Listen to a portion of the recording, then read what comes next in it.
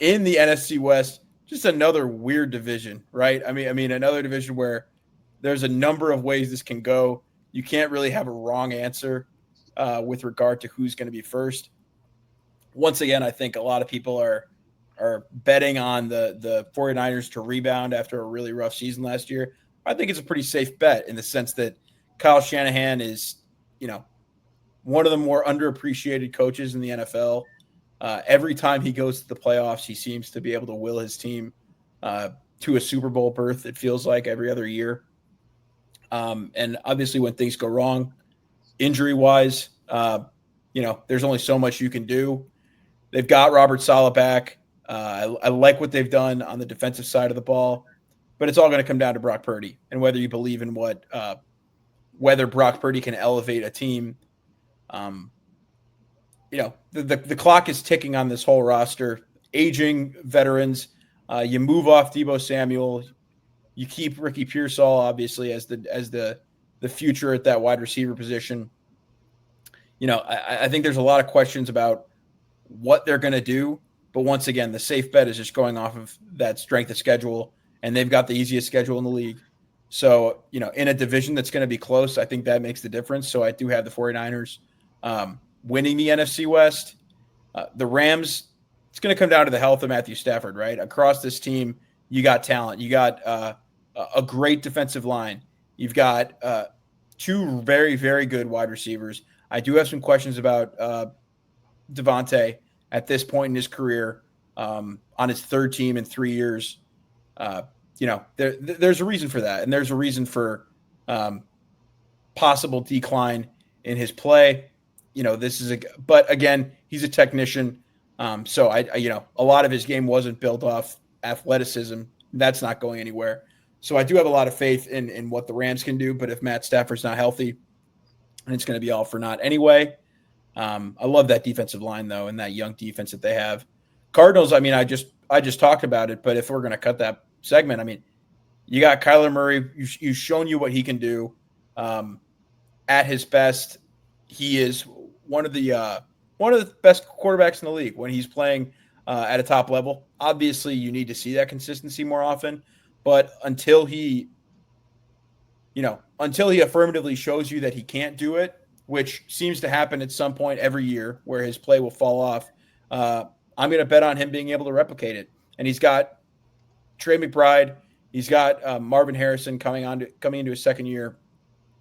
Greg Dortch is a very underrated player. So I think there's a lot of things to like about the Cardinals that we're not getting credit for. And I think they're a sleeper team that could surprise a lot of people this year. And then the Seahawks, again, there's really not a bad team in this division. You got the Seahawks going into another year with Mike McDonald, who's going to be able to field the top defense. They've got players at each level of that defense that you really like to see, that are going to be able to perform. And they're each and every game. It seemed like they were breaking free from the Pete Carroll era of the past and kind of forging their own identity under Mike McDonald. And, it's going to come down to Sam Darnold. And a lot of people aren't going to believe in Sam Darnold, but this is a guy who, once again, is coming off 4,000-yard season with 30-plus touchdowns. And Kevin O'Connell. Coming off Kevin O'Connell, but the guy did it himself. I mean, there were – and he had Justin Jefferson too, sure. But somebody had to throw the ball. And Sam Darnold, you might not like to hear it, Mike, but he became the Baker Mayfield of last season. I said it before. I don't know if their trajectory is going to stay on that path, but you have to like what you've seen from what the Seahawks have done this year. They finally drafted a offensive lineman in the first round, Gray Zabel, who looks like a kick-ass pick.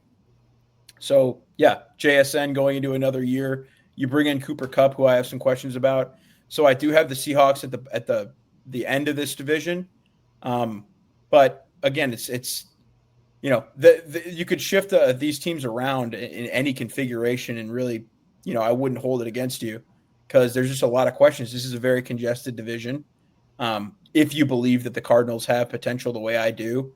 And so, yeah, I'll bet on the Cardinals to improve, maybe the Seahawks to flatten out, but not detracting from them in any way. I just think that Geno Smith might be a better quarterback than Sam Darnold when it comes down to it, and that could be the difference there.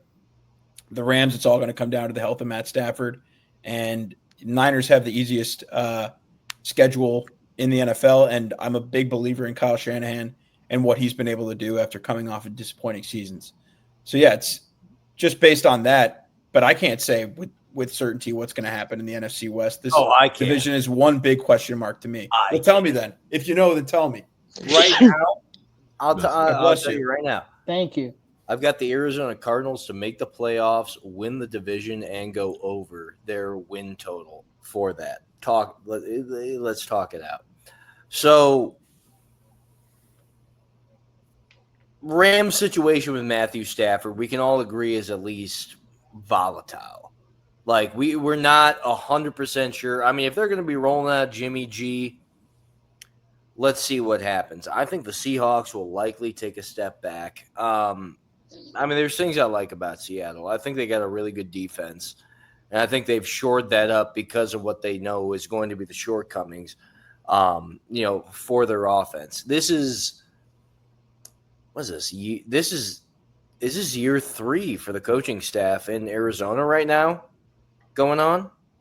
Correct? Jonathan Gannon going on? I'm trying to remember when Starships, pew, pew, pew, airplanes. Yeah, I think this is the 3rd season. 2 years ago, yeah. Adjusted for difficulty. So let's talk about it. The Cardinals are opening up with the Saints. Everyone in the NFC West is going to be playing the NFC South, as it always is. But they open up with the Saints. They had so many injuries last year on defense, dude. At this point, look at what they did, though. Josh Sweat's there. Dalvin Tomlinson's there. Calais Campbell is there. Calais Campbell is like 40, I think, at this point. But also, you got Walter Nolan back. You got Darius Robinson back. I mean, I think they got some motherfuckers on their defense. And a lot of guys that they just didn't have all last year. And then I'm not a Kyler guy. I will say I'm not a Kyler guy. But they do still have James Conner, who is going to be a red zone threat when they get in there. A punch it through kind of guy. Amari DiMercato.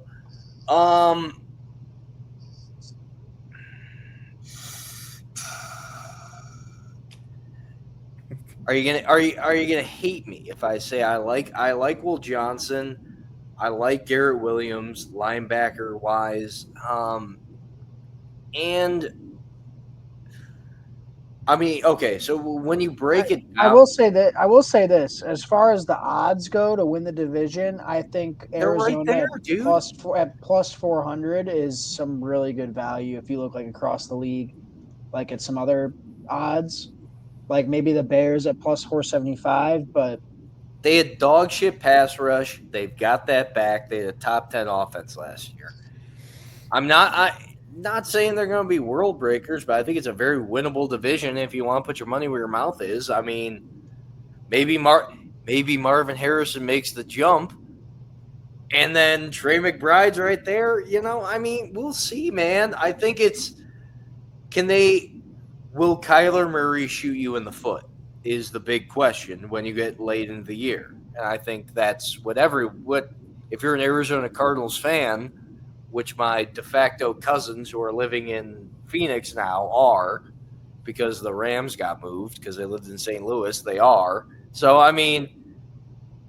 So you can claim them as your NFC team. So now they're my NFC team. Give me the Cardinals to win the NFC West right now. Okay, so you go. So what's your ranking? Is it Cardinals and then what?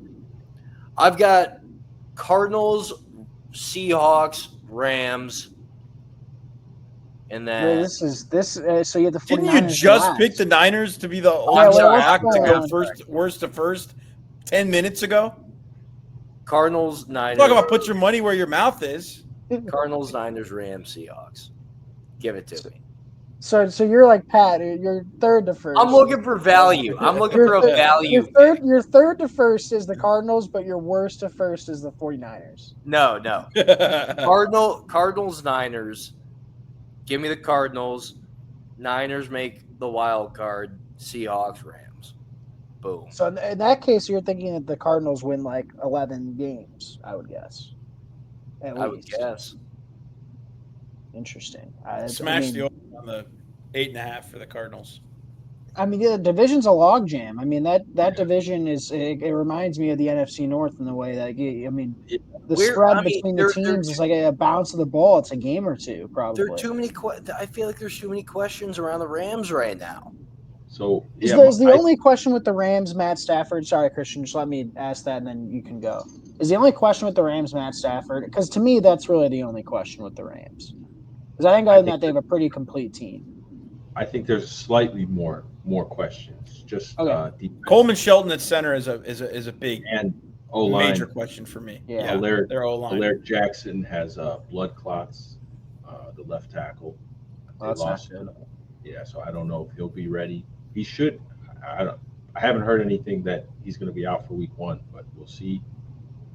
If he is, that week 1 game will be a bloodbath. Yeah, and typically the Rams do start pretty slow. Like they started really slow last year. We stole a game from them. So I think that'll be the case. I'm just concerned with the offense of Arizona. Again, James Conner, one of the most physical running backs in the league, I would argue, and he's remained relatively healthy all last year. And I can only rely on that for so long, I feel like. Marvin Harrison, it feels like he just got too big. He looks like a tight end. I'm really concerned about him right now. He looks like David Boston in his prime. Put on too much muscle. He switched to New Balance cleats too. Yeah. It's like he's running in mud. He put too much muscle on, and I like Trey McBride a lot. I like Michael Wilson a lot. I just don't know how much firepower they have. Kyler Murray's the question. Kyler Murray. Yeah, and he does turn the ball over. He's probably not necessarily the worst, but he's probably the least safe with the football in his division, I would say. He probably has an affinity to turn the ball over more than anyone else in that division. Matt Stafford would have something to say about it. Sam Darnold.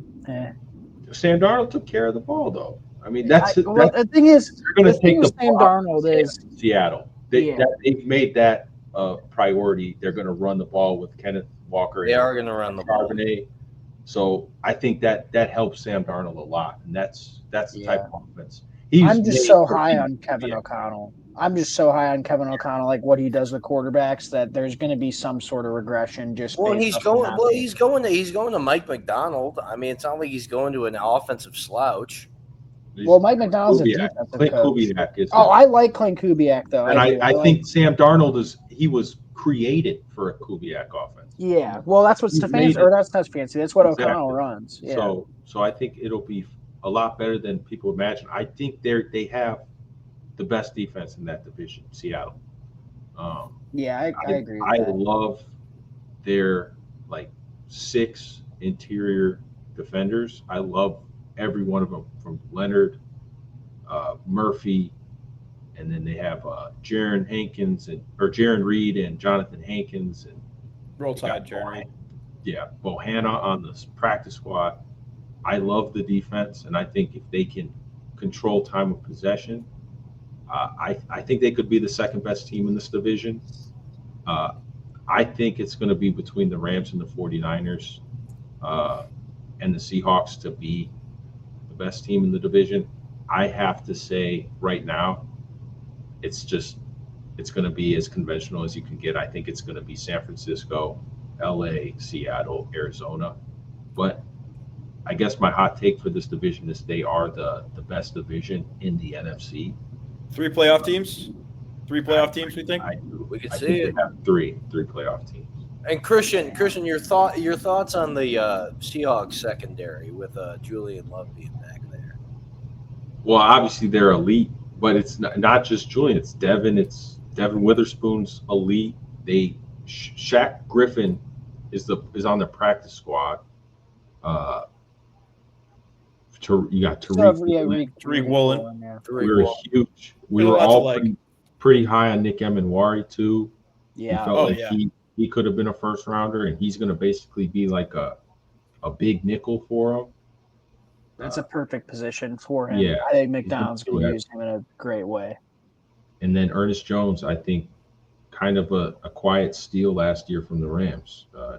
One of the better linebackers in the NFL.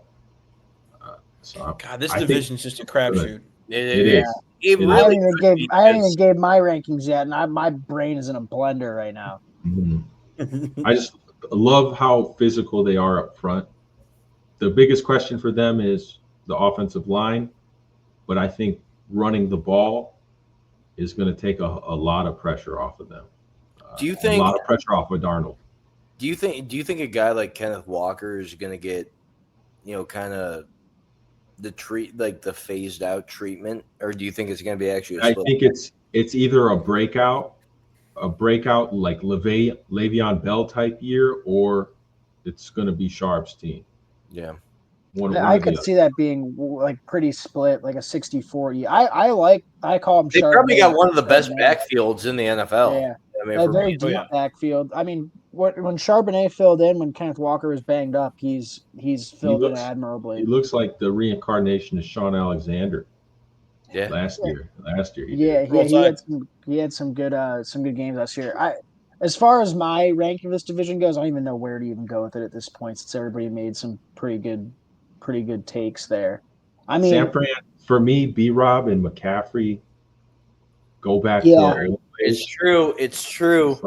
I am worried about their wide receiver depth. I mean, if they look, I mean, Pearsall is probably going to be your de facto number one going into the season. Jawan Jennings is banged up. Ayuk is he won't Kittle's be still there. They still got Kittle, and here's the thing about Shanahan is Shanahan will make it work. Like one of those random guys on the roster right now, where it'd be like Jacob Cowing, or maybe you can say Pearsall, or Cowing is out. He's out for 4, I think. Robinson suspended for 3, and then you got one more guy out. Jawan Jennings. Jennings is hurt, I think, right? Jawan is just a contract dispute. And Ayuk, obviously. Okay. Shout out that dude. Doesn't matter who the hell is out there. Yeah, they got MBS. Like, I think MBS on their practice squad is perfectly fine. It fine. doesn't matter who the hell's out there, because I think Shanahan can make it work. I don't know. That division's tough, man. Like, you really like to. The question is like the delta of how much a Seattle got better or a Arizona got better is greater than the sum of what San Fran is right now with San Fran's easy schedule. I do think, and it's hard for me to say that delta is great enough for me to not pick San Fran to win the division. Yeah. But 2 through 4 is just it's going to be a cluster. I'm actually warming up to Seattle now. I came into this combo thinking that Seattle was probably going to be my 4th pick. Now I don't know, because I do love their defense. And I think that, if they run the football and there's not a lot of pressure on Sam Darnold, like that team could win 9 games, I think, relatively easily. Well, we're gonna find out pretty much right away when. I mean, they all open up with division games. Yeah. It's 49ers Seahawks, 49ers Cardinals, 49ers Rams, like right there, just boom, boom. Well, boom. Yeah, the Rams play the Texans in week 1, but I mean that's no. I mean, first 3 weeks of the 49ers in terms of the division breakdown. I will say this for the 49ers, or in the league in general, if there's one player that you think like could take a real step back because of injury, I think it's Nick Bosa. I think it feels like he's been hurt or dealing with some type of issue for like 18 months. How old is Nick Bosa? He's going to be like 27 now, right? I think he's our age, yeah. He's our age, yeah. St. Thomas Aquinas. Yeah. I don't know. I mean, if these are my picks, and it's going to be chalky, but it's San Fran. It's the Rams until the Rams could finish last if it's Stetson Bennett / Jimmy Garoppolo out there. But Rams in second, then Seattle, and then Arizona. Just because Kyler Murray is another one of those guys who, again, a quarterback who might miss 5 or 6 games just based off how he plays, and also is just I just can't trust him, to be quite frank. Other than that, I like what Arizona's done, but I mean, as far as value, we were talking about value as far as division odds go. We thought Arizona was good at 4-1. Honestly, I'm starting to warm up to Seattle at plus 550 as well. Are we? Do we also think? I mean, Brandon Ayuk's coming off the ACL. 26.5 million guaranteed. I mean, is there a chance that? If he does not, like, if he is not ready to come back until he won't be back till week 6. Till week 6. But I mean, just playing devil's advocate with them they got 3 division games off the bat. I mean, is there a chance by week 5, right for week 6 when he comes back? I mean, is this 49er team done if things absolutely fall off the rails? Yeah, I think this is a division where there's not much of a margin for error. No. Right? When you have competitive teams across the division, you drop a couple games in a row, that could be fatal for any team. I don't think it'll go off the rails just because you got, New Orleans and Jacksonville in the first 4 weeks. Yeah, that's true. At least, at the very least, you go 2-2. At the best, you could probably sweep. So yeah, I think they'll be okay, and I do like their depth, and then obviously they do have to get healthy. Like when they get fully healthy, which you think about the way the course of a season goes, you kind of want to get healthy later on in the season. The thing is, like, it's just you're going into week 1 with Ricky Pearsall and Juwan Jennings being 1 and 2. And then you still have Kittle. You still have Kittle. You still have the old line that you had. You cannot minus Aaron Banks. Yeah. at least theoretically, B-Rob and McCaffrey healthy. Yeah, B-Rob and McCaffrey. What I think saved them a lot was the B-Rob signing because of the complexity and just what is the unknowns of this Ayuk injury. Because when they traded Debo, they handed him the keys as wide receiver 1. And everything just kind of went up in the air as this injury has lingered. And it's a $26 million price tag just hanging on you. I think they more so handed the keys to Juwan. What happens with Juwan Jennings then? There's a lot of questions entering. It's the last year of a 2-year contract. And he made a breakout. He did get hurt. And now we got to see how it plays out. I think they've done a good job though finding like replacement caliber players. Like Pearsall's a great pick. Yeah, absolutely. Juwan's been great. Juwan has been great. Like he's one of my favorite. We kind of touched on it with the Packers too, where you think at some point the talent at running back has to matter. But if there's one guy who can put anybody back there at running back and get production, it's Kyle Shanahan. So we saw Isaac Guerrendo have some nice games last year. Well, that's what I was gonna say. Yeah. Even Isaac Guerrendo back there. You got with Brian Robinson. I don't know how many touches he's gonna get a game, but he certainly takes some of those short yardage reps off of Christian McCaffrey's plate, where you can hopefully keep him healthier than he has been before. I think they're Malik Mustafa's not going to be available till middle of the season.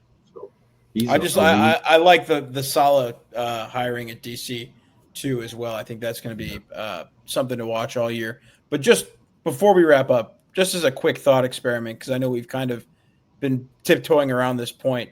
What if I could guarantee you consistent health from Matthew Stafford for this entire season? Does that change your analysis of the division? Because for me, it does. If you've got Matthew Stafford, if you've got what you saw from last year's Matthew Stafford throughout this season, if you could somehow get him healthy, I do think that the Rams are the team to beat.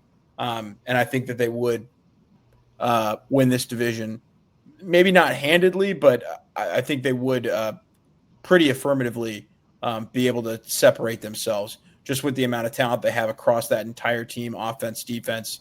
If you were able to guarantee Stafford at quarterback, I think the Rams would be the comfortable favorites. I don't know. If I were to tell you Alaric Jackson was not dealing with blood clots, how much better? I'm serious. I just love the premise of Feel about a shored up O line. Yeah, I would feel fantastic about how the Rams are. That's Absolutely.